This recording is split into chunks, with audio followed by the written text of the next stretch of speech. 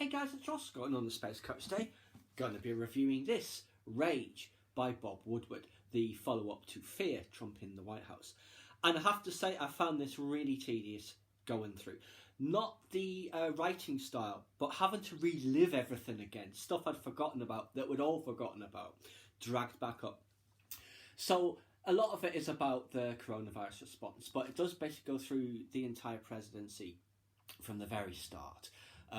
The things with Flynn and all of that, and his obsession on the impeachment, and how he somehow managed to escape that. Everything with North Korea and Kim Jong-un.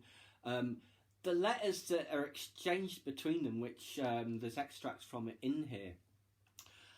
A masterclass in, what's the word I'm looking for? In flattery and psychological warfare, basically. All designed to fluff his ego. And as we know, it certainly succeeded because they met several times. The love affair that they had and everything. And how he can't believe that someone who's his friend, and obviously Kim Jong-un's not the only one, we'll also think of people like Erdogan and Xi and Putin, they could never do any wrong. And all of that. But yes, obviously a lot of it is about coronavirus, and we've heard the phone call extracts previously before the book came out about how he was underplaying it and all of that. But it's stuff like when he says about, say, shutting down travel from China and then from Europe later. His advisors are telling him, Mr. President, you've got to do this. It's a big thing, we know, but it's the best thing for the country. And he agrees and he goes along with it. And that is a correct decision that he makes. But then it's like, no one wanted me to shut it down. I was the only one who was saying it. And substitute coronavirus for any other thing, and that is the whole thing. He's the only one who came up with it, even when he's the one who's been told and advised. Yeah. So many conversations in here that they have between them. I think it's 18 in total, right up to certainly July, possibly into September. The last one is actually on the day that he has to turn in his manuscript. So I guess he does a little bit of a rewrite. And I think that was either in the last chapter or in the epilogue chapter, I'm not sure. So their conversations go on for a very long time. So the one thing about, say, the Black Lives Matter movement and awakening or people come to terms with what's happening in America when it comes to race.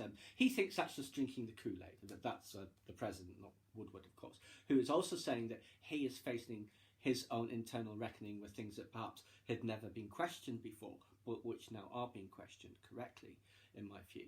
But yeah, he'll never change. He is who he is. It is what it is, you know. It's like the election. I wanted to finish just before the election, which is 2 weeks tomorrow. I got this in September, and like I said, I struggled with this. Not because of the writing style. The writing style is fine. And there's so much detail, but it's like too much information that we already know, really. But what if you didn't know, if you know what I mean. Sorry, too many uses of the words know in that sentence. But yeah, it is a very good book, but yeah, it's difficult getting through just because having to go through all of this chaos again.